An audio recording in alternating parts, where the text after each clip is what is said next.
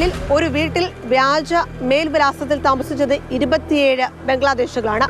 കേരളത്തിലേക്ക്, എറണാകുളം ജില്ലയിലേക്ക്, പെരുമ്പാവൂരിലേക്ക് ബംഗ്ലാദേശികൾ എത്തുന്നത് കൂടുന്നുണ്ടോ?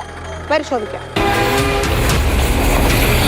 ബംഗ്ലാദേശിലെ ഗുൽന വഴി ഇന്ത്യയിലേക്ക് വ്യാജ ആധാർ കാർഡ് ഉൾപ്പെടെ സ്വന്തമാക്കി അവിടെ നിന്ന് കേരളത്തിലേക്ക്. എറണാകുളം വടക്കൻ പറവൂരിലെ വാടക വീട്ടിൽ നിന്നും ജനുവരി മാസം പോലീസിന്റെ പിടിയിലായത് 27 ബംഗ്ലാദേശ് സ്വദേശികൾ.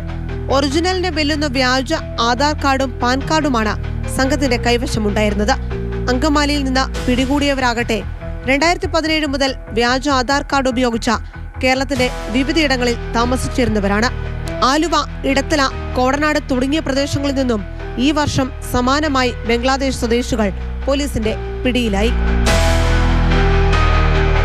ബംഗ്ലാദേശ് സ്വദേശികൾക്കായി കേരളത്തിനകത്തും പുറത്തും വ്യാജ ആധാർ കാർഡ് നിർമ്മാണം നടന്നുവെന്നാണ് പോലീസിന്റെ കണ്ടെത്തൽ.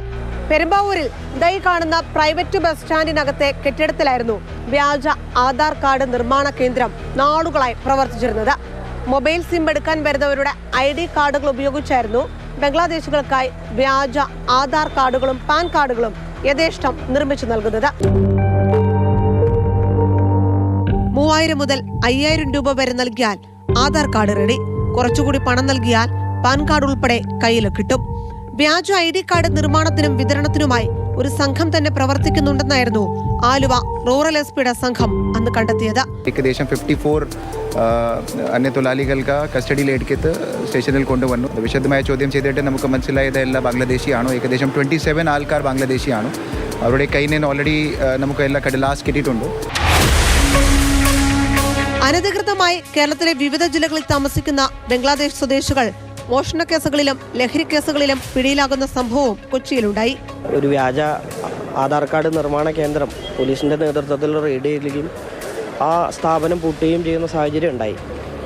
അതുപോലെ അനധികൃതമായിട്ട് തൊഴിലാളികൾ ഇവിടെ രേഖകളില്ലാതെ താമസിക്കുന്ന ഒരു സാഹചര്യവും ഉള്ളതായിട്ടാണ് റിപ്പോർട്ട് ചെയ്യപ്പെട്ടിട്ടുള്ളത്. നിയമവിരുദ്ധമായിട്ടുള്ള പ്രവർത്തനങ്ങൾ പോലീസ് കണ്ടുപിടിക്കുകയും അവയെല്ലാം അറസ്റ്റ് ചെയ്യുകയും നിയമ നടപടികൾ എടുക്കുകയും ചെയ്യുന്നുണ്ട്. പക്ഷേ ഇതിനകത്ത് കുറച്ചുകൂടി കാര്യക്ഷമമാകേണ്ടത് നമ്മുടെ പ്രദേശത്തിനകത്തെ ജനങ്ങളും വ്യവസായികളും കൂടി ഇതിന്റെ ഭാഗമാകണം എന്നുള്ളതാണ്. വൈപ്പിൻ ഞാറക്കലിൽ നിന്ന് ഒറിജിനൽ ആധാർ കാർഡുമായി ബംഗ്ലാദേശ് പൗരൻ പിടിയിലായതും ഈ വർഷം തന്നെയാണ്. വ്യാജ ആധാർ കാർഡ് ഉൾപ്പെടെ ഇവർ നിർമ്മിക്കുന്നുണ്ട് എന്നത് കുറ്റകൃത്യത്തിന്റെ ഗൗരവം വർദ്ധിപ്പിക്കുന്നുണ്ട്. കൃത്യമായ പരിശോധന, നിരീക്ഷണം അതുണ്ടെങ്കിലേ ഇത്തരം കുറ്റകൃത്യങ്ങളെ തടയാനാകും. ക്യാമറമാൻ മനോജ് മാടശ്ശേരിക്കൊപ്പം റിയ, മാതൃഭൂമി ന്യൂസ്, കൊച്ചി.